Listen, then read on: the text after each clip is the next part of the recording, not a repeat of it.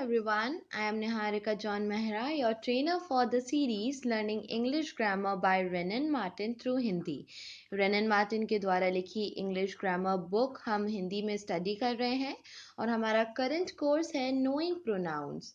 आप सभी लेसन्स और कोर्सेज के लिए मुझे इस लिंक पे फॉलो कर सकते हैं। So today our topic is use of it pronoun. जो इट प्रोनाउन है किन केसेस में उनका उपयोग होता है और कैसे होता है वो आज हम सीखेंगे। Before going ahead, something about me. I am a mass communication graduate, English trainer at an academy, freelance personality development trainer, and English trainer at EOP. Also, remember, please kindly rate, review, and recommend. Now, first of all, point number one, for things without life, जो भी निर्जीव वस्तुएं होती हैं उनके लिए हम it का उपयोग करते हैं। For example, here is your book, take it away. यहाँ ये तुम्हारी किताब है, इसे ले जाओ। तो it जो है हमने book के लिए उपयोग किया है यहाँ पे, जो कि book एक lifeless thing है, that's why it का उपयोग हुआ है। Then there is my mobile. Please pick it up. वो वहाँ मेरा मोबाइल है, कृपया उसे उठा लो। तो यहाँ पे इट का उपयोग मोबाइल के लिए हुआ है।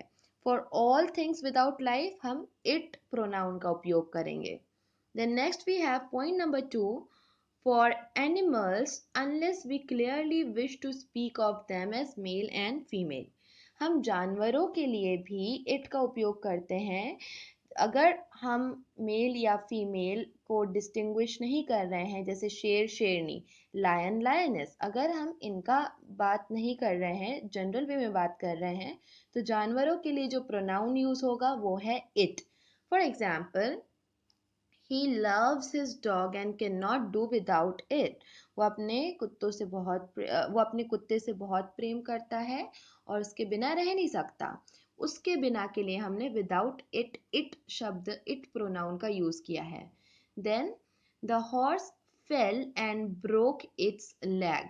यहाँ पे इट्स शब्द का उपयोग हुआ है हॉर्स के लिए कि वो घोड़ा गिरा, उसका पैर और उसने अपना पैर तोड़ लिया। तो यहाँ पे उसने के लिए इट्स शब्द का उपयोग हुआ है, जो कि हॉर्स एक जानवर है उसके लिए प्रोनाउन है। The next point is, for a young child, unless we clearly wish to refer to the gender.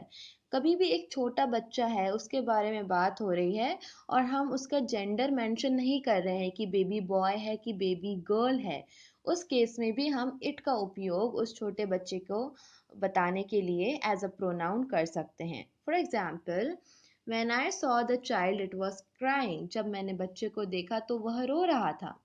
यहाँ पे चाइल्ड के लिए इट का उपयोग हुआ है एज अ प्रोनाउन।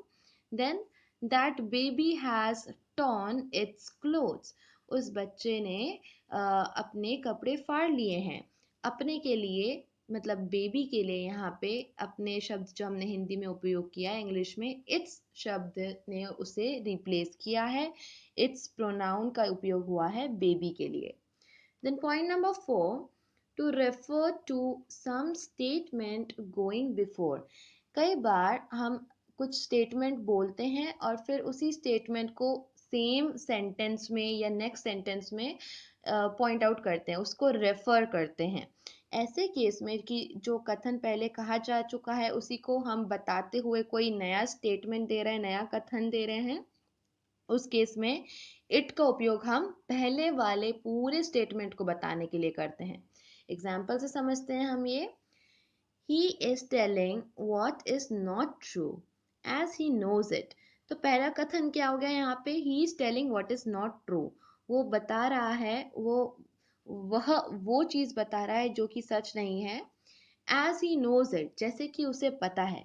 यहाँ पे knows it जो है ये पूरे स्टेटमेंट के लिए आया है। As he knows it.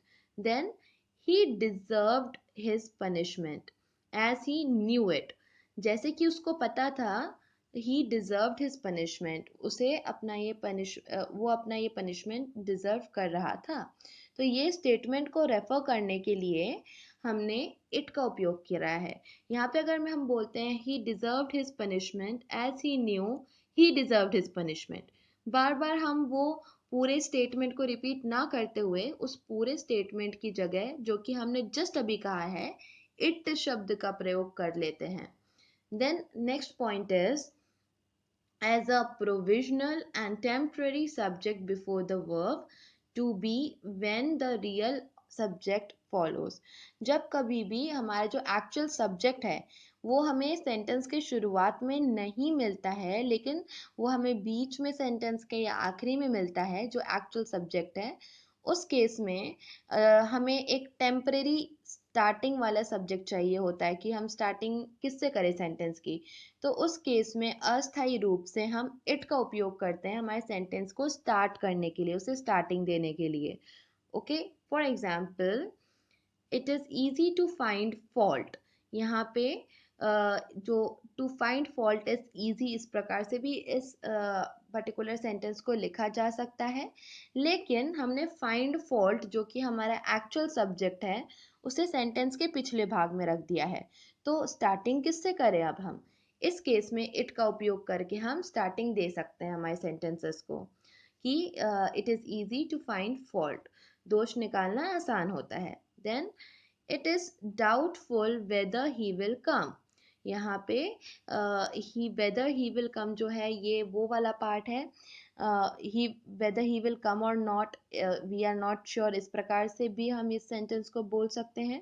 But हमने इसे इट से स्टार्ट किया है तो ये जो एक्चुअल सब्जेक्ट है वो हमारे सेंटेंस के पीछे चला गया है और उसकी जगह पे टेम्परेरी सब्जेक्ट बन गया है इट.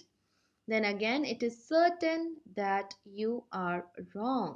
यहाँ पे you are wrong वाला पार्ट पहले आ सकता था, लेकिन हमने इसे पीछे रखा है हमारे सेंटेंस में और स्टार्टिंग करी है इट से. So it can always become your subject, लेकिन बहुत अस्थायी रूप से, हम उसे परमानेंटली सब्जेक्ट नहीं बना सकते. Next is to give emphasis to the noun और प्रोनाउन. जब भी मुझे मेरे नाउन या किसी प्रोनाउन पे जोर दे के बात करनी होती है मेरे सेंटेंस में, तो हम इट का प्रयोग करेंगे. For example it was you who began the quarrel. वो तुम थे जिसने झगड़ा शुरू किया.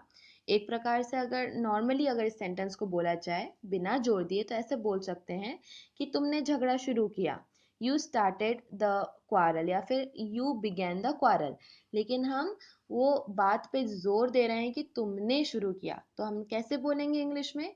It was you who began the quarrel. वो तुम थे जिसने झगड़ा शुरू किया. Then it was I who first protested. मैं था पहला या मैं थी पहली जिसने प्रोटेस्ट किया. Then it was at Versailles that the treaty was made.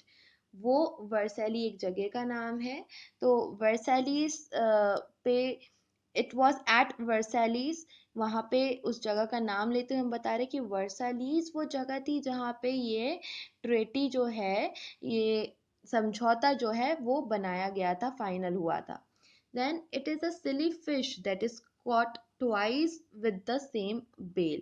ये एक फ्रेज है, इसका मतलब होता है कि जो एक बार जो ठोकर लग चुकी है वही सेम जगह पे ठोकर लग के वो इंसान वापस से गिर रहा है, मतलब वही स्टुपिडिटी वापस से रिपीट हो रही है. So it is a silly fish. यहाँ पे वो सिली फिश के ऊपर हम जोर डाल के बोल रहे हैं.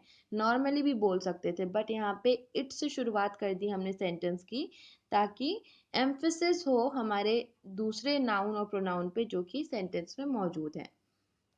Then we have point number 7, as an indefinite nominative of an impersonal verb. Now हम इसे और डेप्थ में आगे आने वाले हमारे लेसन्स में समझेंगे. फॉर नाउ जब भी अनिश्चित तौर पे हम सब्जेक्ट देते हैं या फिर अपने वर्ब को सब्जेक्ट देते हैं, ओके, उस केस में हम इट का उपयोग करते हैं. फॉर एग्जाम्पल इट रेन्स या फिर इट स्नोज. बारिश हो रही है, इट स्नोज बर्फ गिर रही है, इट थंडर्स बिजली कड़क रही है.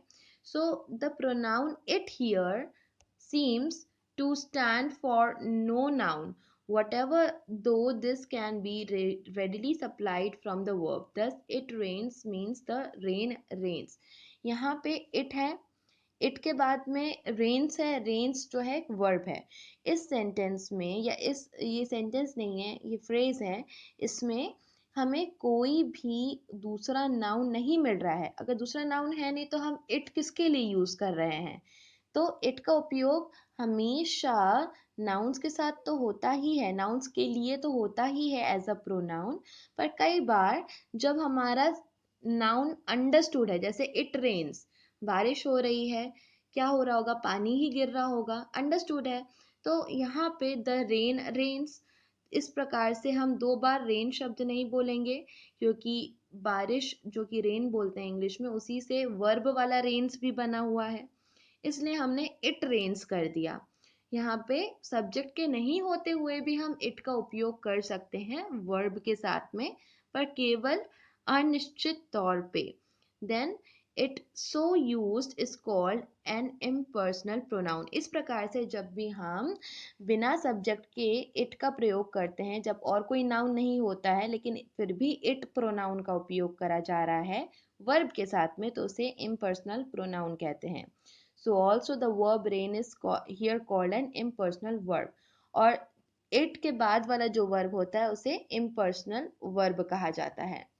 Then point number 8, in speaking of the weather or the time, जब भी हम मौसम और समय के बारे में बात करेंगे तो भी हम it से शुरुआत कर सकते हैं, it को अपने sentence में use कर सकते हैं. For example, it is fine, सब ठीक है. इट इज़ विंटर, विंटर एक मौसम है, तो हम उसे किस तरह से इंडिकेट करें? विंटर हम कौन सी कैटेगरी में रखेंगे, मैस्कुलाइन, फेमिनाइन या फिर न्यूटर जेंडर? बट मौसम को हम ऐसे डिफाइन नहीं कर सकते, दैट्स वाई इट शब्द हम उसके लिए यूज़ कर सकते हैं। It is winter. It is 10 o'clock, समय को भी हम नहीं बता सकते जेंडर वाइज की कौन सा जेंडर है, दैट्स वाई प्रोनाउन जो कि समय, मौसम या कंडीशंस के लिए उपयोग होगा, उसको हम इट से शुरुआत दे सकते हैं, इट प्रोनाउन का उपयोग उनके लिए किया जा सकता है। तो ये थे 8 पॉइंट्स जहाँ पे हमने इट के उपयोग को देखा। Stay tuned for more lessons. Thank you everyone. Please don't forget to rate, review and recommend.